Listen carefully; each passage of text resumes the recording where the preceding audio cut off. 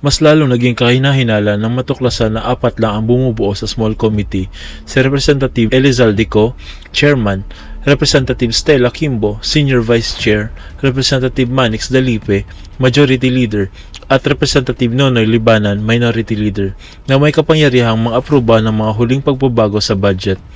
Habang buwan-buwan ang pinagdedebatihan sa plenaryo ng budget, sa huli tila sa kamay lang ng iilang tao na pupunta ang desisyon. Mas lalong lumalim ang pagdududa nang mabigong mahanap ang anumang opisyal na record o ulat mula sa small committee.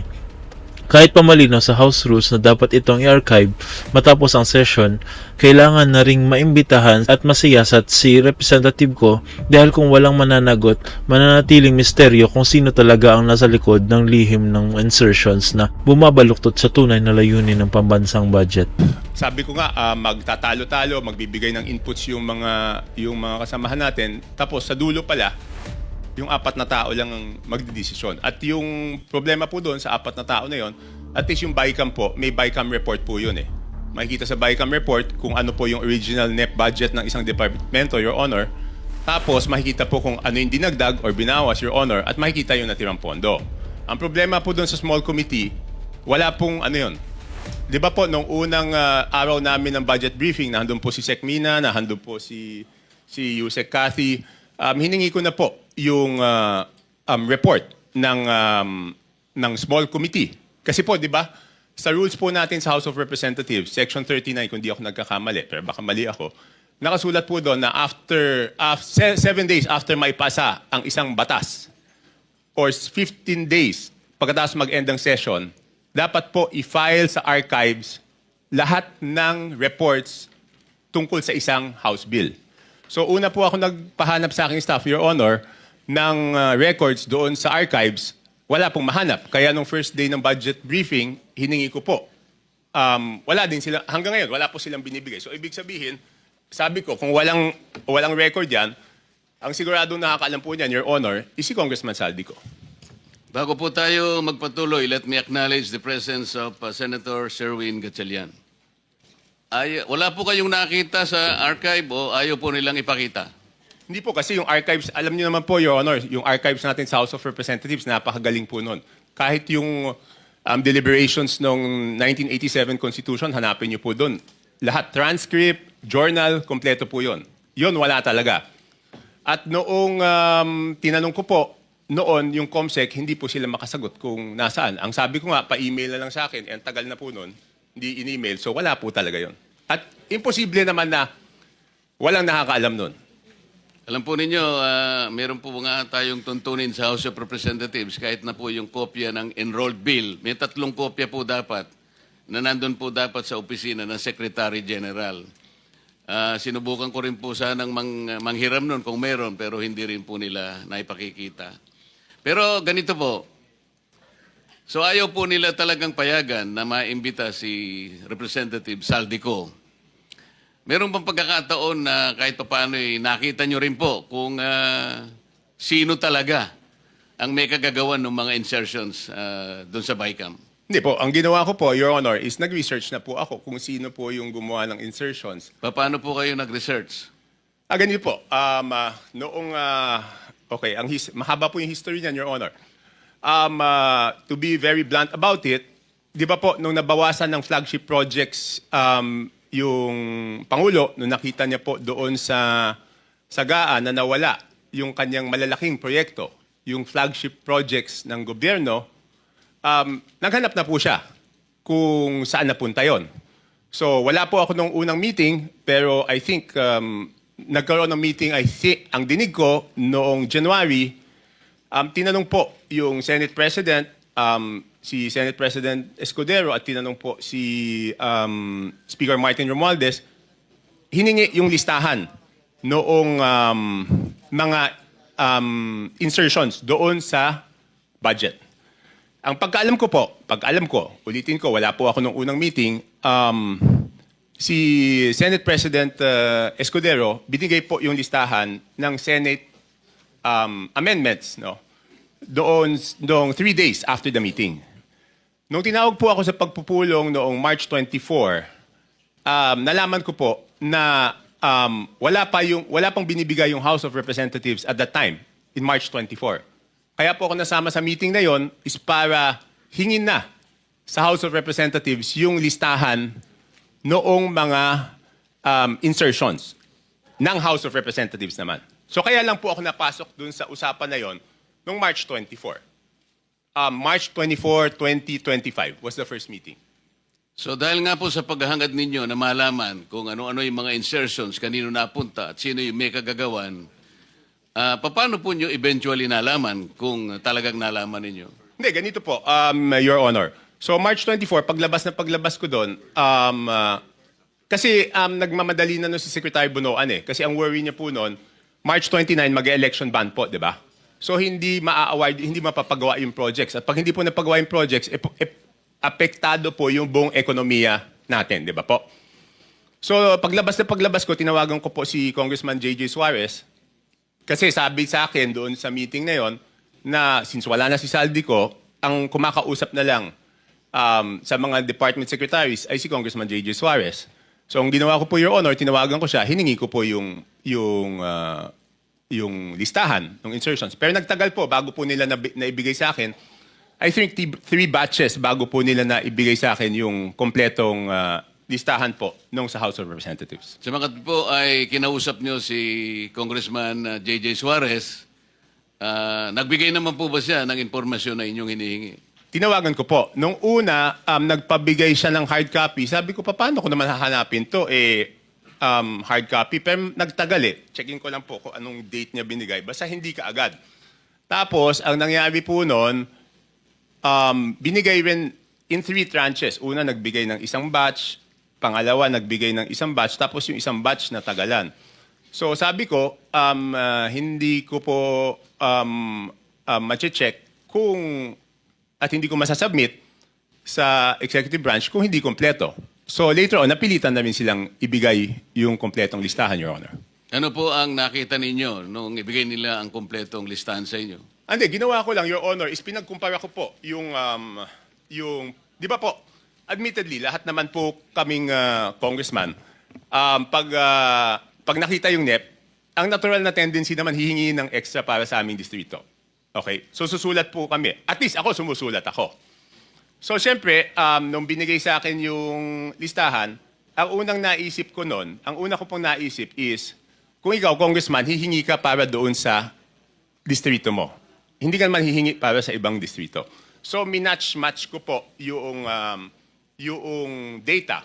Ang haba doon, hindi ko alam kung gaano karami. Ang una kong ginawa, kasi wala naman nakasulat na congressman doon. Ang nakasulat yung district. So, para malaman ko yung congressman, hihingi ko po kay Yusek Katip. Pinadala ko sa kanya yung file, and she can confirm this. She is here.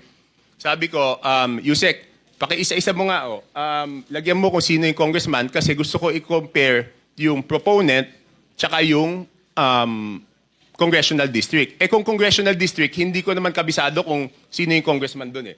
So, ang sabi ko sa kanya, pakilagay mo yung pangalan ng congressman. So, binalik niya po sa akin. Pagkatapos noon, sabi ko po kay Congressman Suarez, ikaw naman, ilagay mo yung pangalan ng proponent. Sabi niya, bakit kailangan yung proponent? Kailangan siyempre malaman kung sino yung nag-request. So later on, matagal, hanggang nung sinabi ko, walang gagalaw dito, hindi ko maprepresent ito. Kasi pinapaayos sa akin eh. Siyempre gusto ko, pag pinisenta ko po, dahil ako magpipresenta nun, kailangan kumpleto yung data. So sabi ko, hindi ko masisimulan yung presentation kung hindi nyo ibibigay kung sino yung proponent. So later on, naibigay din. Wala lang yung telepono ko sa akin, Your Honor. Hindi ko ma-check na andun.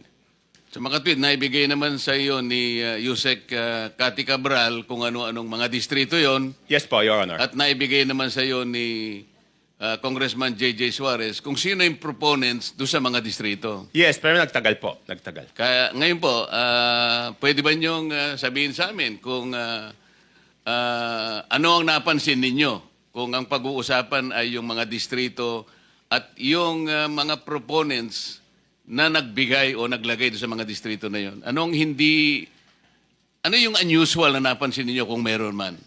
Your Honor, ang una ko pong ginawa, siyempre ako po'y magpepresenta. Ayoko naman na ako magpepresenta tapos mali pala yung data na pipresenta ko. So ang una ko pong chinek, Your Honor, is yung kasi 'di ba sa BICAM may nadagdag naman talaga po doon sa Navotas. Okay? Yun nga, ini-issue sa akin, insertion yun. Hindi ako makakapag-insert, Your Honor. Kasi ako po ay hindi membro ng BICAM. So pwede lang po ako mag-request kung ano man yung pumasok doon sa BICAM, yun amyenda na pinayagan ng BICAM. Okay? Opo.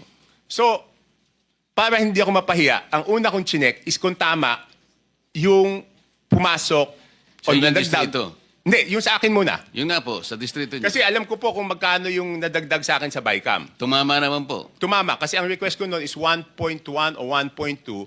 Ang pumasok po galing sa House of Representatives na request is 529 at meron po galing sa Senate na 121 po yata.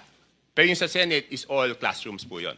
So nung tumama na, sabi ko, since tama yung sa akin na nadagdag doon sa aking NEP, kumpiyansa ako na tama yung records. So ginawa ko po, pinesent ko na po. Ano po yung nakita nyo sa ibang distrito na hindi masyadong, na very unusual? Halimbawa sa dalawang probinsya ng Mindoro. Mindoro Oriental at saka Mindoro Occidental. Because I'm going to take advantage of the presence of the good governor of Mindoro Oriental. Kaya ko lang po tinatanong. With no offense meant, Your Honor, kay Gov.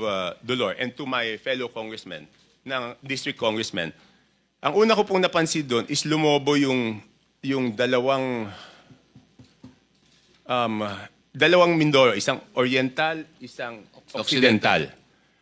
Ang NEP po nila is something between 1.5, sabihin na natin para safe ako. Hindi lumampas ng 2.5 yung but I have the figures, Your Honor. Kaya lang para lang mabilis po tayo, Your Honor. Hindi lumampas ng 2.5 yung NEP nila. Pero ang GAA po nila is magkano ba? 20 billion. So, nagulat ako. Sabi ko, in fairness doon sa mga district congressmen, Your Honor, hindi po nila kaya gawin yun. Hindi kayang gawin ng regular congressman na magdagdag. Hindi naman po sila miyembro ng Committee on Appropriations. Parehong first-term congressman po yun. So, hindi nila kakayanin magdagdag ng ganun kalaki. Kasi ang hirap po, di ba? In my case, nag-request ako 1.2 billion, ang nabigay lang 569. So, paano namang itong congressman na to, makakapagdagdag siya ng ganun kalaki? So, chinek ko na po, sino yung naglagay ng mga pondo doon. Sige po. Tapos po, nagulat din ako kasi, siyempre makikita ko doon sa proponent, tsaka doon sa district congressman. Nagulat po ako na, for example, alam ko po kayo dating party list, Your Honor. Pero may dalawang party list po doon, nasa BICAM lang, hindi ko alam yung sa small committee, ay nadagdagan sila ng 2 billion. Anong party list po? Ako Bicol at BHW po. Ang alam ko po, Your Honor, ang party list congressman, ang allocation po yata, kung di ako nagkakamali, but I'm sure you know better, is 100 to 150 million lang. Tama po yun. Kapag kayo po ay party list representative, tuwang-tuwa na po kayo pagka nakakuha kayo ng 170 million. So sinasabi po ninyo, dalawang party list yan, 2 billion po yung nakuha Sa BICAM po. sa BICAM. So, hindi ko na po na-check, Your Honor, yung kasi one-man team to. Ako mismo ano nito eh. So, Balikan po natin yung sinabi nyo without any offense meant dun sa representative po dyan sa Mindoro Oriental at saka Mindoro Occidental. Kayo na po ang nagsabi na parang wala naman sila sa kalagayan ng manghingi ng ganong kalaki sapagkat hindi naman sila kasing sikat ng isang Toby Tiangco. Hindi po. Kung kayo nga po nanghingi ng ganito, kalahati lang ang naibigay. Sabi po nyo kanina, hindi sila lalampas ng at least 2.5B. Pero ano pong nakita ninyo? Naging 20 sa mga tweet. Magkano po yung nadagdag? Sangayon po dun sa inyong nakita. 17, ganyan. Di ba? Sabihin mo 2.5 to 20, di 17.5. Tapos ang isang nakita ko po doon, under proponent, nagulat po ako na yung proponent ng mga dagdag sa distrito na to, under BICAM, is si Congressman Saldico na 13 billion. Sir, Your Honor, pwede bang i-ano ko lang yung USB na ayaw nila ipakita doon para mas madali kong mapaliwanag? Yun nga po yung gusto naming kung papayag Kasi kayo, mahirap puro kwento eh. Ito, may numero po to. bigyan natin ng kopya po yung Blue Ribbon Committee. May I direct staff of the Blue Ribbon Committee to please secure the copy from Congressman Tiangco para makita po natin yung binabanggit niya. Ipakita po natin sa sa screen. Let me acknowledge also the presence of Senator Rapi Tulfo.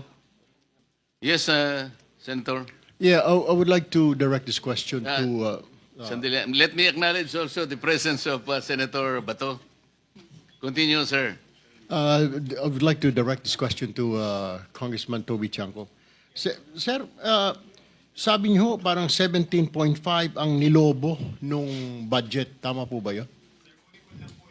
Kunin ko lang po yung eksaktong records para sigurado. Kasi parang sinasabi niyo, 2-something lang ang request nung district na yon. And you don't believe na hindi nila kaya yung kasi mga ordinary at mga bagitong congressman. Tama po ba yun? Hindi naman po ordinary, sir. Regular. Yeah. What I mean to Regular. say, sa district ho na yon. Tama po ba? Yes, Your Honor. Ang tanong ko po ngayon, sir, may naririnig po tayo, ito po yung common lingo ito, yung sinasabing parking fee. Hindi ho kaya nagkaroon ng yung pondo na yon ay pinarada lang dito ng isang congressman na hindi naman taga roon. Ito ang tawag ay parking. Have you heard that, Mr. Chair? Yes, sir. Yes, Your Honor. Nadinig ko na po yun. Pero dalawang term po yan, di ba? Kung matatandaan nyo sa Kongreso, isa yung parking, isa yung sagasa. Could you tell us the difference Di ba yung between parking, Your and Honor? sagasa? Yung parking rep, Tiangco, medyo kabisado ko, pero yung sagasa, hindi ko pa, pwede bang ipaliwanag mo yung sagasa? Hindi. Yung parking po, Your Honor, is nakiusap ka dun sa district congressman. Yes. Pumayag yung district congressman. Yung sagasa po, Your Honor, is wala kang magagawa sa ayaw mo't sa gusto. Mas matindi pala yun. Oh, Your Honor,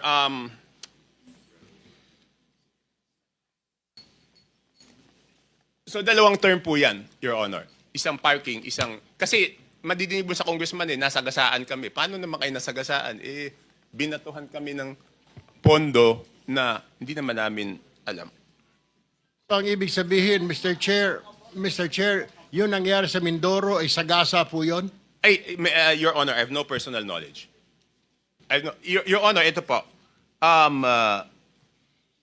Mindoro Oriental, DEO, 2,530 billion ang NEP. Nandito naman po si Yusek Kati, pwede niya i-confirm to kung pareho yung records namin. Tapos, ang total budget is 20,999 million. Tapos, yung Mindoro Oriental DEO, 1,508,583,000. Ang GAA po niya is 20,795,429.